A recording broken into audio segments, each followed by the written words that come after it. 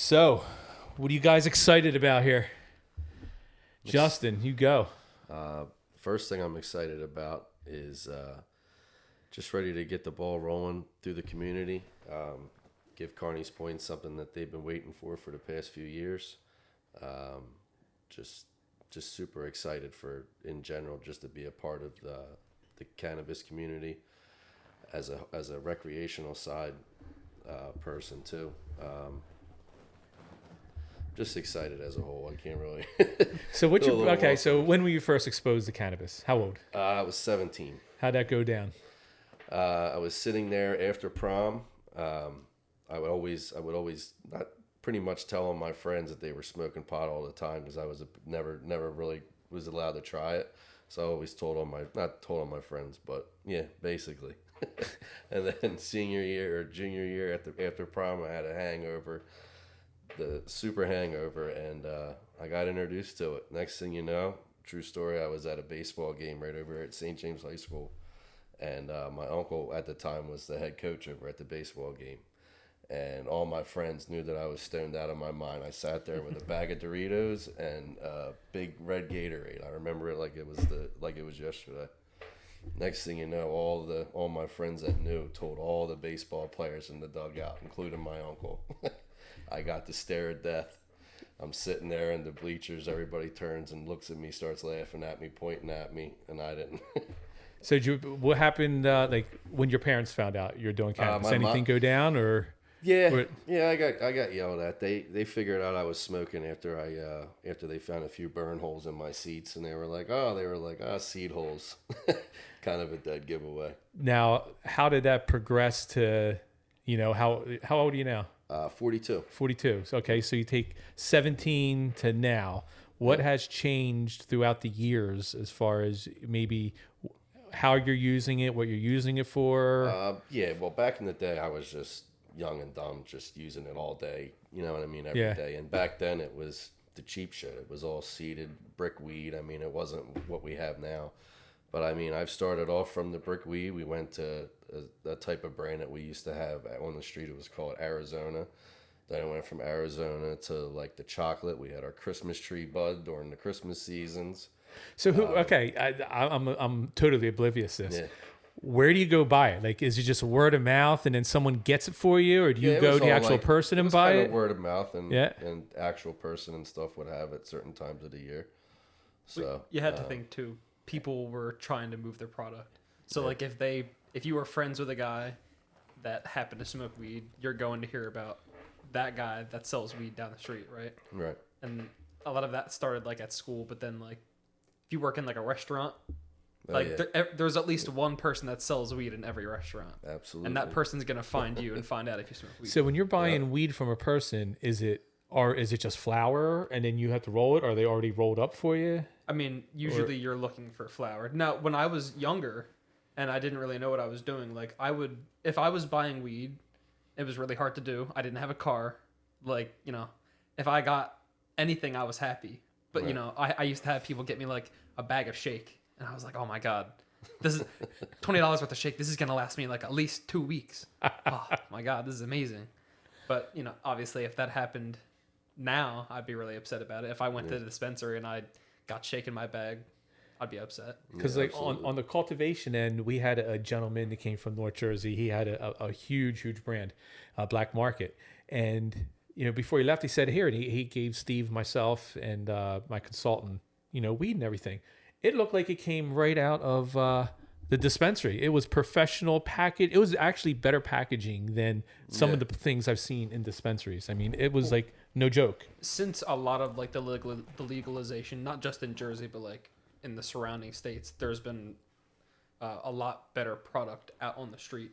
And you never really knew if it was actually grown in California, but a lot of the products would be labeled like grown in California, grown in Colorado. And then you're wondering, well, how did they get it all the way over here? But sometimes you think they just slap that on the package to make you think it's trustworthy. Right. But other times, maybe it really was from out there, and you're getting the best possible thing on the street in New Jersey. So what was your first experience? Swedesboro Day when I was like 15. 15. Yeah, No way. there was these kids that I knew in the baseball team, and they were bad influences. and then I remember we like smoked outside, and then hours later I was going home, and I was terrified that my parents were going to smell it on me, which was not the case, but I was very, very afraid of that. And then I got more careless as I started to do it. My parents found out, and they were very, very against it. Yeah. And over 8-9 years, they've lightened up to the idea.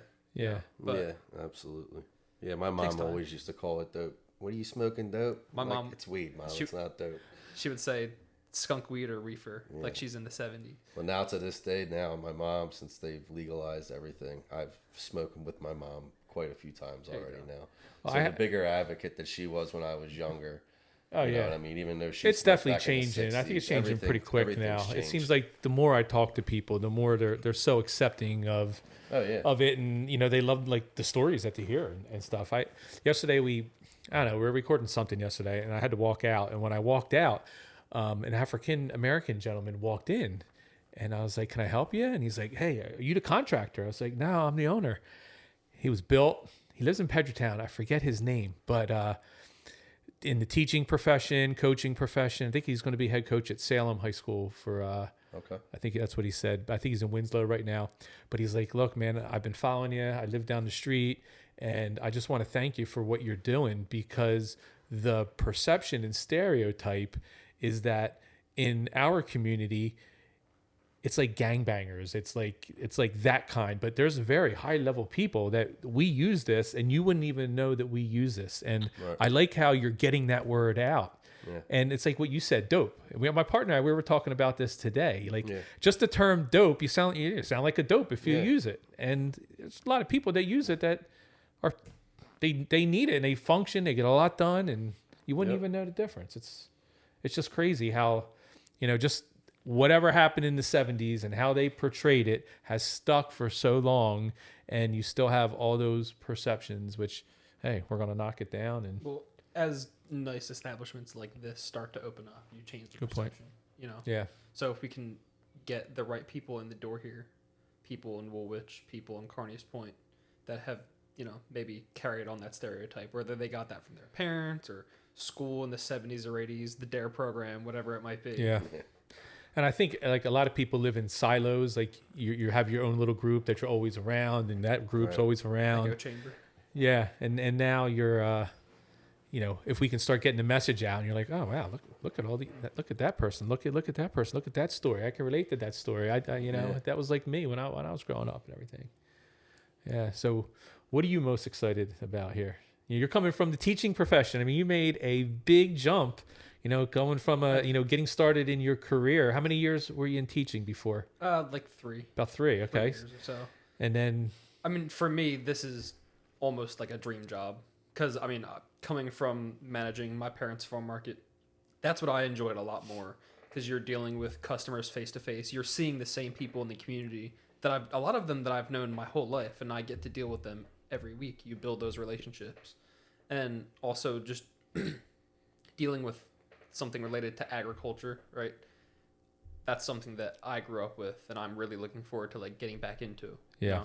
Teaching has its benefits, like being off in the summer, right? It's got good health benefits, but at the same time, like I'm not really sure that that's what I wanted to do my whole life. This seems like something that I could really invest myself into, and obviously, I'm so thankful you were willing to give me a chance, to get back into it. oh yeah, no, I think you have a ton of room to grow, and you bring a lot to the table as it is, and I think same thing with you, Justin. I mean, I think both of you guys are I just give you the right tools and let you guys go, and hey, we'll fall down, we'll mess up, but we'll be transparent, we'll fix it. Part of it. Yeah, this, that's this part of isn't what's going to going. be a career at the end of the day. It's going to be a passion. Mhm. That's been bartending for 21 years, and I don't see that as a career anymore. It's a passion. It's what I love. It's like an everyday thing. It's like riding a bike. So Yeah, this is how we're going to ride this out. I mean, As Justin mentioned that this is a great thing for the community, and one thing I always thought about just this local area, there's not a lot of places where people can get together, other than maybe a local bar, right? Yeah. But having the coffee shop, somewhere people can come, sit, hang out with their friends in the morning, and then using it for other things, for like gatherings afterward. You know, it doesn't even have to be coffee in the morning, but this is somewhere where people can come together in the community and enjoy themselves. And there was never anything like that when I was younger. No. You'd have to drive a half hour to Deptford or drive to Philly, cross a bridge. Yeah, whenever we went out, we were always out of town. Mm-hmm. Yeah. Yeah. And I think you're going to find that just when we had our meeting the other day, we brought all the employees together, and, you know, just the sheer excitement, right? It seems like everyone is just so happy. Everybody who I meet in cannabis, they're happy, they're relaxed, they're chill. You know, there's no fighting. There's just, hey, let's just get this word out there. We love this plant. We love talking about it, and, you know, we love socializing. Things are exciting and fun when it's a growing market. There's just so many people that you can reach that have not been exposed to it yet. Yeah, brand new. I mean, I think they just hit 1.3 billion last month. Wow. And that's a lot in a short period of time since like 2021, and, you know, building the base. But, you know, this is probably going to be a $4 billion industry. I mean, we're right at the beginning of the crest. And I think it's going to be, you know, companies like ourselves that are going to, you know, really help. Yeah, that's what we were saying earlier with the cultivation now and everything starting to hit. Yeah. It's really going to be taking off. What would you say to the kind of curious person that's going to walk in here and are really on the fence if, you know, obviously, what is this all about? What's it look like in the building and everything? But, you know, what do you say to that person to get them from kind of curious to trying their first, whatever, edible? I think the first thing I pre-roll? ask them is, what do you want to know, right? And what questions have you been holding on to for 30 years that you've been too afraid to ask, you know? Because, or maybe ask them what their misconceptions are. Like, what are your current understandings of cannabis? Because sometimes you have to break through those misconceptions. Those are conversations that I've had with my own parents and other, you know, adults in my life, particularly my parents, because, you know, it had that stigma, right? Yeah. You know, they grew up in the 70s, 80s where their parents were not okay with it. It was, you know, very taboo. So just having that conversation with them, I feel like prepared me for the ones I'm definitely going to have here. But luckily, if people are walking in the door, they're already curious and they want to learn. And that makes a lot of it easier for us, because then we just have to share our knowledge. Yeah, you know, we talk, especially with the kind of curious person, taking your time, right? I mean, not probably the edible route, most people, unless, you know, maybe they smoked in the past cigarettes or things like that, or want to vape. But I know for myself, I remember I took my first gummy. I took half of it. I think it was a 10 milligram, and after 20 minutes, you know, I didn't feel anything. And the dispenser I went to, they didn't even say anything. They said, "Here's the gummies. What flavor do you want? How do you want to feel?" I said, "I want to feel happy." "Okay, you want a sativa? Take that right there." And but I took a whole gummy, and man, I was like loopy, crazy. But I can understand. How about the older person that maybe hasn't done it, and well, that's the thing with the CBD too. That kind of, we can also, you know what I mean. Yeah. Definitely got to kick the knowledge to that, because there's going to be people that are going to do it. Some of their bodies react a different way. I mean, it could hit me, and I could just be working and going. It could hit another person. They could start getting anxiety and that kind of stuff too. So definitely got to kick the knowledge to them too about what the CBD, so that kind of balances the effects off of the people too. So. Yeah, I find talking to maybe the older generation that when they were smoking their weed back in the day, THC might have only been like 8, 9, you know, a much lower percentage. And now stuff's hitting mid-30s now. Yeah, in the 30s, and you're crazy. trying, and you take the same puffs that you were back then. I could see like a lot of paranoia, and I don't like the way it feels, but. Yeah. And then you have the ones that are infused and all, they're coming up 41, 42%, 43%. It's pretty strong for a single pre-roll. Yeah, grandma doesn't want the 40%. Yeah. She's just, Yeah, more terpene driven, lower, and get effects like that. Yep, I'm even like that too. I don't need. I'm midway, 16, 19, somewhere in that range. I'm cool, man. take the edge off. Yeah. That 27, 28, you're just asking for your. So you more a sativa leaning when you're going? Yeah, I'm very sativa. Yeah. leaning.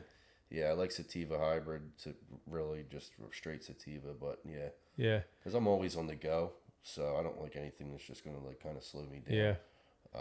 But I work fine on it. So Yeah, we had formulator in today, and she was sharp. She's been in the industry for like 20 some years, and come to find out, she went into Death of the Fox to get some coffee 2 months ago, and started to talk to Chuck just about his formulations and stuff like that. And he was saying, look, we're putting together THC drinks and everything. And here she's formulated a bunch of THC drinks, and we sat in here for like 2 hours today, just strategizing and everything. And we had the other day, I think it was Angela. She's from emulsification process. So you're taking it from oil to water soluble, and come to find out that her and Angela or Alicia that came today, Angela and Alicia, we met them both separately. It was separate meetings this week, and come to find out they're good friends and everything. So looks like the next 3 weeks we'll be flying out to St. Louis, and we're going to come up with our final formulations, and we'll have that ready to go. So we'll probably be venturing in the hemp industry first, just because we have to wait for our cannabis to get legalized, but the license and everything. But I think that's going to be just crazy. That'll be one hell of an add-on. Yeah. Because that's starting to kick off. I went to Ocean City this weekend, and I stopped with the Super Liquors before you go over to 34th Street Bridge. Yeah. They had a whole aisle and 3 levels of just THC hemp products all down there, which probably at one time was the craft brewing, the craft beers and stuff like that. Yeah. But that's really in the Sea Isle teas. Months. I know they did it. That Spike Sea Isle. I know they had the THC ones they came out with. So so that's a whole conversation. Difference between the cannabis drinks and hemp drinks and everything like that. Educating people, synthetic, non-synthetic. But we've had a ton go on this week. Vendors are beating down their door to get in here. I'm really excited. I can't wait to meet them all. Yeah, it's going to be cool. I can't wait to take you guys to some of these places. Yeah. And check this stuff out, and this machinery and what they're doing, how they're growing. But that's what excites me too. Is now we're not growing tomatoes and peppers anymore, and it's not considered agriculture, just because of how it's, what is it? Level 1. I forget, what are they? Schedule 1, Schedule 2, Schedule 3. But everything you're doing, it grows just like a tomato, and it's really cool. But one day it'll be agriculture. We'll get there. Maybe your dad will be coming in and checking out some plants. Yeah, maybe. Quality assurance. He might stick to corn and tomatoes. Corn and tomatoes. No, but you haven't come from the farming background. It might not be considered agriculture, but it's in your blood. Yeah, well, a nursery's agriculture, right? What's that? A nursery? Is that considered agriculture? If you have a nursery growing plants? Yeah. For Walmart and Home Depot? Yeah, I would consider that agriculture. It's agriculture. Saying this specifically. I guess you're saying they. Well, right here, the dispensary is not, but at the grow, it should be. At some point, I would hope it is. Well, it's the most quickly growing cash crop. So how could that not be agriculture? Yeah. Yeah, the one company today, they're pretty strict. He said they're 56 days. They like the live terpenes and everything, but 50. You're going 56 compared to like a 80 to 90s, day. You're talking another turn or two throughout the year. That's a shitload of money. Yeah, totally. Absolutely.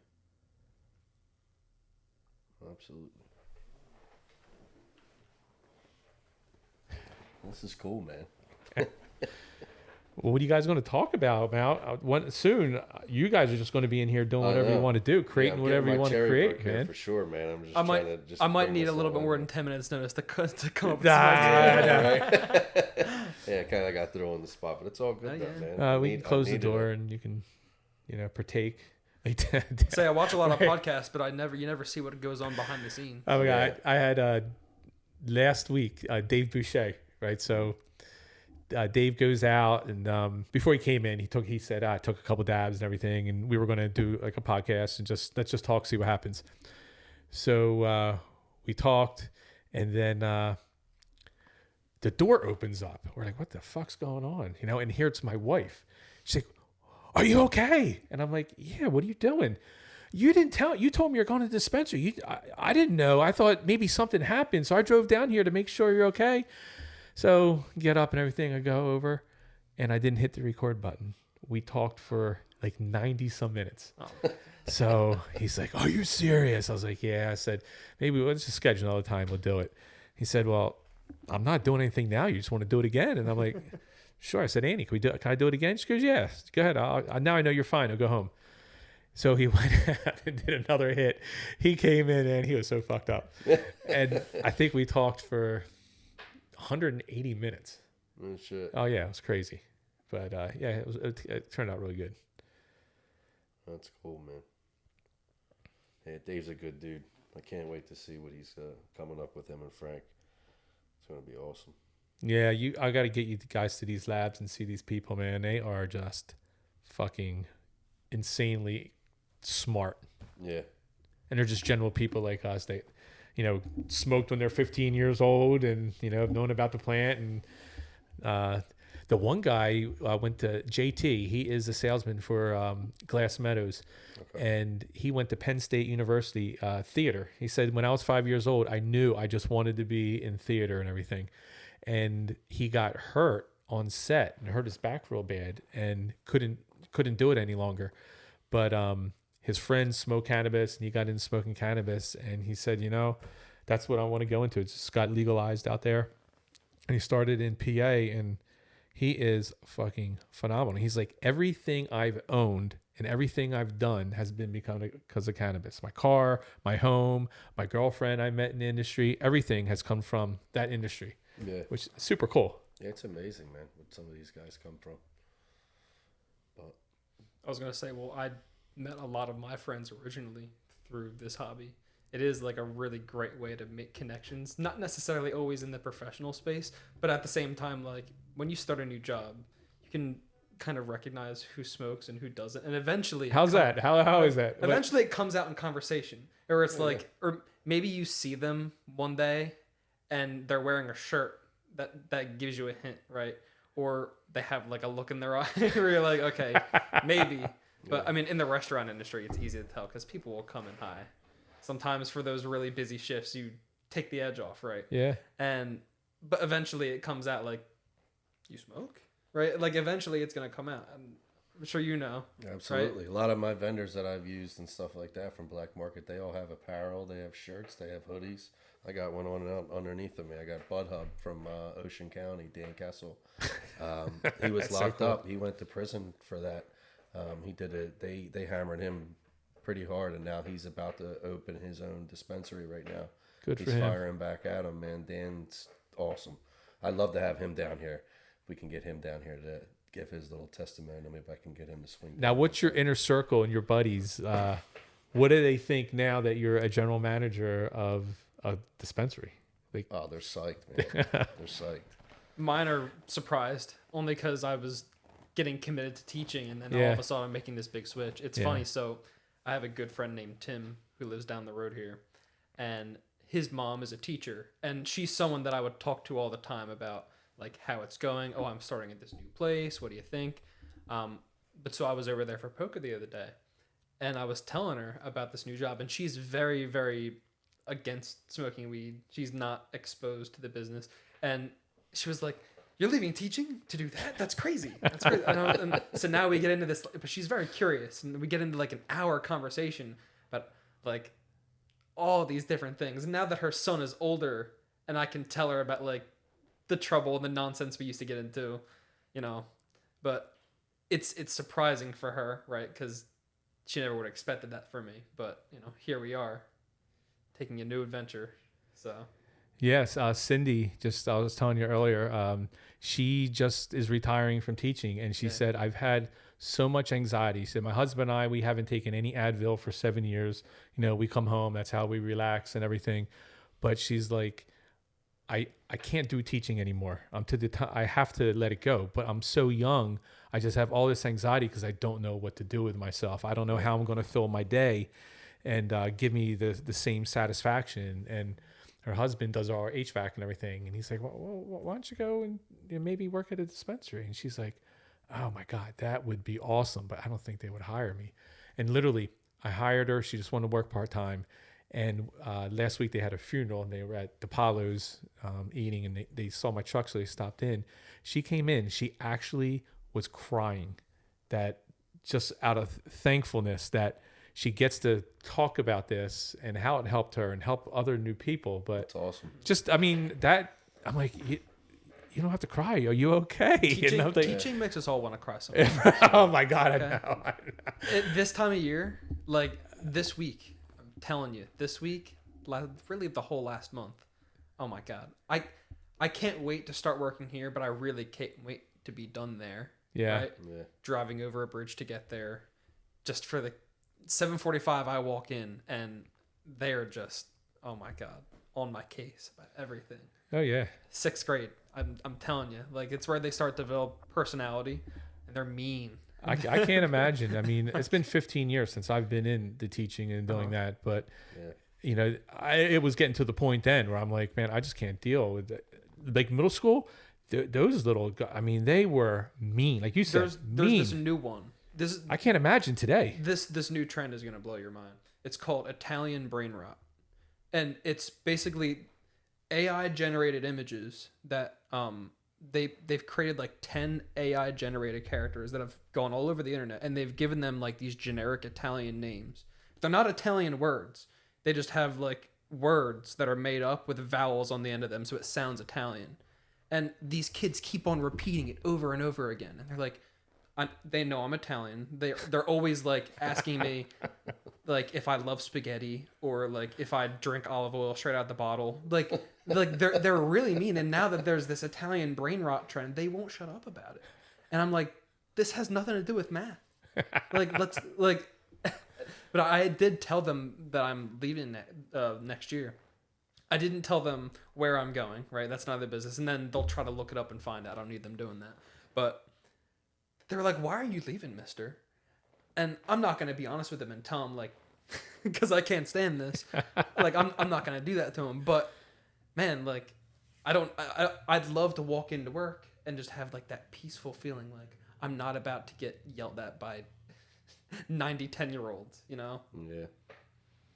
Yeah, and you just can't do anything. You know, you just got to take it, smile, take it. Teacher Appreciation Week comes, and I get, like, a bag of candy and a note that tells me I'm appreciated. Yeah. But a bonus would have been nice. Yeah, absolutely. Yeah, but I think we have, like, what, 7 ex-teachers that are going to be working here already. Yeah. Yeah. And counting. Yeah. We've got a crew. Like we've got some wild cards. Can't we be a have coincidence. some energetic ones, some super absolutely. passionate ones. So we'll see how everything works out, how everyone adapts, and kind of go from there. See if we need to hire I was really more. intrigued by the knowledge. Yeah. We said before, just everybody standing up and just like their background. I was amazed by a lot of them. I was saying to my dad that he was like, how did your meeting go? What are the employees like? And I was like, it's like Chris assembled the Avengers of smoking cannabis, because like everyone had a very unique personality and like a background that they wanted to talk about and were passionate about. Yeah. You know. So even like Frank DeFalco, when you start to go to these secondary vendors, majority of all these people worked for MSO companies, multi-state operators, and they went in with all this passion, and how it sucks the life out of them, how you cut corners and you're doing things shitty and it doesn't really matter. They just want to do the dollar. They treat people like shit. And then once the secondary ones started to pop up and one would leave, they knew the people from that place that they would contact and come over. And then now you go into these secondary grows and manufacturing facilities. These people are like the 14 or 15 we had over there. They're like them, but on steroids. I mean, it is the knowledge and the passion and the way they do it is like, it's like, I can't wait to sell your shit. I mean, it's so fucking awesome. Oh my God. I so definitely cool. can't wait to get behind the scenes and look at that stuff, man. Very intriguing to me, so very eager to see that. And it's cool because you'll be able to see right away, especially you being in agriculture, who's doing things right and who's cutting corners, and where the average person might not, look at all the little things, the food safety stuff that we have to do on the farm, and they don't have to do it because there is no governing body right now that's coming out doing inspections. Kind of like how farming used to be, third party audit was voluntary, and then got to the point where who your growers would make you do them, and then until Obama came out with the Modernization Act, and that's eventually going to happen. Yeah, definitely in this industry, especially when you're putting stuff in people's body. But I mean, better to get ahead of that stuff and start doing it right from the ground up. Yeah. I mean, I've been in a couple of companies. They're not even wearing booties, hair nets, or anything, and they're processing. Trying to change that culture once you've already started it, it's impossible. Yeah, I could imagine a black market guy. Right? They got their tents or however they're growing or whatever, and then they're coming into a multi-state operator, and you're bootied up. You're all this, and if you go to the bathroom, you gotta decontaminize. But even you have to watch the ones that are growing at home, and then they're coming into the grow. I mean, that could be so detrimental that, a lot of these big companies got 500 employees. What are you going to shower all 500 employees there before they go on their shift? Right. And you're just going to take their word that they didn't go and check their plants out before they came, and now they're bringing in your facility. You got 80,000 square foot of canopy. What a nightmare. Yeah. I just saw that Gloucester Township. They're trying to pass. They're supposed to open a new police station, and then 80,000 square foot cultivation center supposed to be going on. I think they're how do you maintain something like that? They're behind the curve. I mean, the big facilities, they were MSOs that were here before anybody. They made they made their money hand over fist. But now, I think if you're 60, 70,000 square foot, that's a lot of weed to get rid of, especially with all the small growers and. Right. That's a lot of. I mean, every 60 days, you're having a harvest every week. You're harvesting stuff. Yeah. Oh, and you think that's not going to expire? Yeah. There's no way you get rid of all that. No way. Yeah. So. What was your best place so far that you visited? Do you think that had best everything place? together and kind of the best walkthrough overall so far? Vertically integrated. I really like Glass Meadows. I like probably one of the most knowledgeable, well-run companies that I've seen. Marketing, everything. I mean, every person there is so passionate. I mean, if you're putting a sticker on a pre-roll, I talked to her. I said, that's got to be monotonous because I love what I do. I don't do this all the time, but I love it. And I mean, they all just loved it. They're having fun. Yeah, I mean, I don't know how many MSO companies we're going to have in here. I mean, we're going to need probably at least one or two, vertically integrated ones, I'm saying. But, when you have brands that are nationwide brands, I don't see a problem with that. You got, as long as you got a good manufacturer producing it. Right. They're shipping in their proprietary terpenes and stuff like that, and doing it right hardware and everything.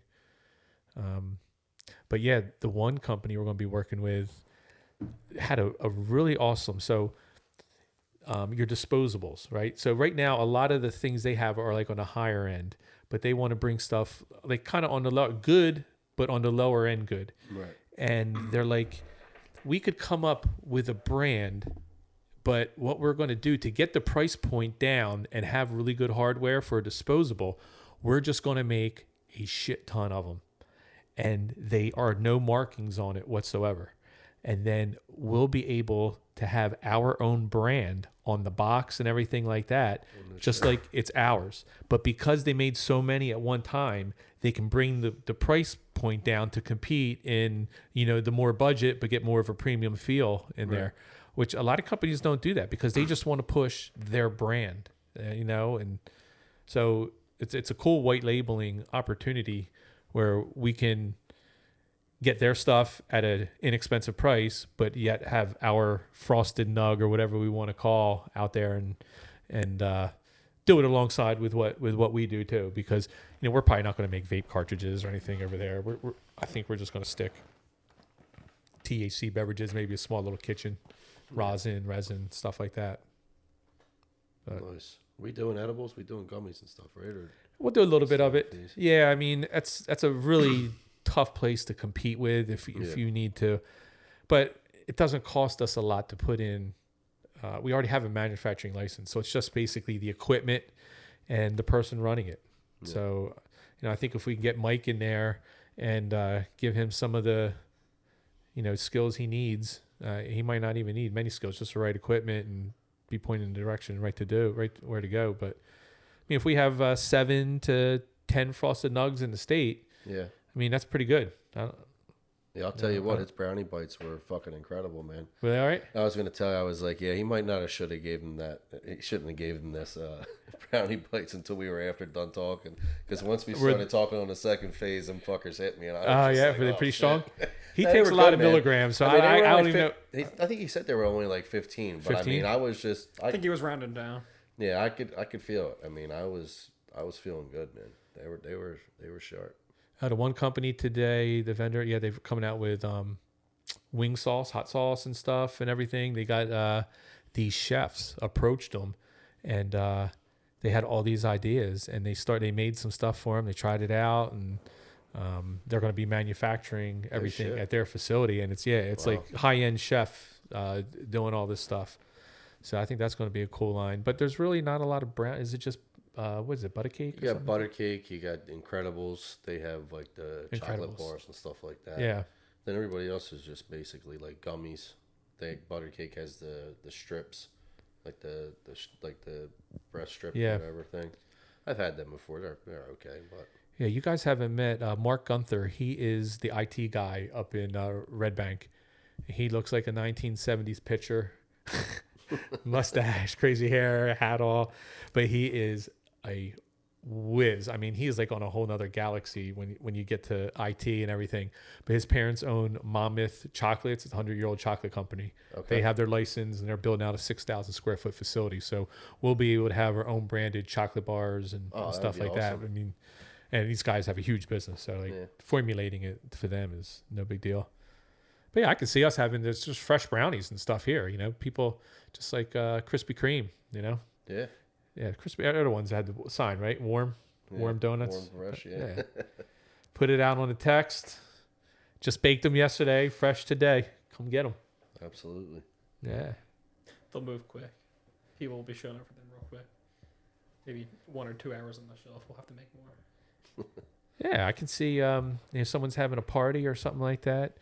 They get a tray of Mike's concoctions, right? Bring a whole tray of those to a party. I don't know if they're ready for that yet, man. Even, who came this week and did a podcast? Who's that? Because they were interested in a podcast room. Quaker Bakers. I never heard of them. Do you know Deeb's? Remember Deeb's? Yeah, Deeb's bread, yeah. They bought Deeb's bread. Okay. And it's called Quaker Bakers. And they brought donuts. And their bagels are off the hook. Oh, my God. They brought all this stuff. And their cannabis, they had great stories about cannabis and stuff. But I could see they would be good people maybe if they wanted to do stuff with Mike over there and create some, some Danishes and stuff like that. And I don't know, maybe for consumption lounge over there, be some infused, like a filled donut. Possibilities are endless. Yeah, they're doing that company. They're doing hot sauce. They're doing olive oil. There was I think butter and something else. It's going to be their first launch into like food. It's awesome. Yeah. Once you can start putting out every meal, that's when it gets a little dangerous for me. Yeah. I don't know. Because olive oil, I could eat that with every meal. Did you ever go to that Stone Pizza in New York? Did you ever take the trip for that? No. What is it? Hear of that? There's a place in New York. It's called Stone Pizza. So you order it, you pull up on a block in New York, and a dude in a bike will come up to you with this large, massive ass fucking infused pizza. Cookies, like edible cookies and shit. Yeah. Pay a certain, I forget what the price is. I've never done it, but they have, I'm pretty sure there's one in like Collingswood now. I think we have one down in South Jersey they do. But there's like a number you call, and you park right on the block. Somebody comes up, delivers the pizza to you. Do you follow that Gary Vaynerchuk? Have you heard of him? Wine Text I don't think so. Oh, you never heard of Eric? Oh, okay. No. Yeah, he's from North Jersey, but he's like huge in like social media. And he took his dad had a liquor store, and he worked there when he was like in his 20s, and all his friends would come after college. College had all their fancy cars and all that, and he was working in his dad's. But what he did is he transformed the business, and then he put it online, and he had it's called like Wine Text, where like he had like a top 10. He configured the whole store. He watched how everybody walked in, changed the whole store around, and then had a top 10. And he said it didn't matter what you put at 1, 2, and 3. 1, 2, and 3 always sold. You know? Shit. And then he has like Wine Text, and he'll go out and get like really good stuff for inexpensive, and he'll text it out. And he said, look, it's good right now. Text 3 and it delivers right to your house. And it's just a fucking enormous business. Like he took his dad's store from less than $1 million to over $50 million a year. Wow. Oh, you never heard of Gary Vaynerchuk? That's crazy. No. Especially you're younger. How old are you? 25. 25. Yeah, you're youngin'. I mean, if he doesn't know him, I don't know if I'll know him because he feels like the guy that knows everybody. Justin knows everybody. Yeah. Pretty much every The time he network- brought up a name, it's Wherever I go, even if he I'm doesn't good. know the guy exactly, he knows the brother or the third cousin of the guy. Justin texted me, and I know there's a lot more texts, but I know he's like, man, I don't want to like be rude or anything. But hey, have you talked to this company? Hey, have you talked to that company? Have you talked to that company? I'm like, how do you know all these people? Dude, I'm on my shit, man. I'm always looking, networking, staying in the loop. And you try a lot of stuff, don't you? Yeah, You're out absolutely. there trying. Yeah, I want what's best. You know what I mean? I'm out there really guinea pigging and stuff for us. I see these different. So you buy companies pre-rolls, that you come buy out. flour, Both. or both? Yeah, more pre-rolls, flour, vapes here and there. I carry them around just for like. The You don't convenience dab or side of it. anything? I used to. Used to dab. Yeah, not to say that I don't. I still have my rigs and all. Yeah. but, I used to as well, but I feel like when I do that, that knocks me out for the day. Like Yeah. that's like a Dude, we used to the company I worked for out of Pennsville here. I did general construction for a while. Me and my buddies, we all would pull up to the garage at 6:30, 7 in the morning, and we're all ripping dabs. And then we're going, and then we're working, and then by 9 a.m. we call it a safety meeting. And the safety meeting consists of going up into the truck and smoking more dabs. Then it's lunchtime. And then OSHA shows up. And then we have dabs on the way to lunch, and then we have dabs on the way out of lunch, my and God. then we have dabs when we get home. So yeah, we were full functioning. Me and my friends, when we were around like 17 or 18, we worked at a warehouse in town.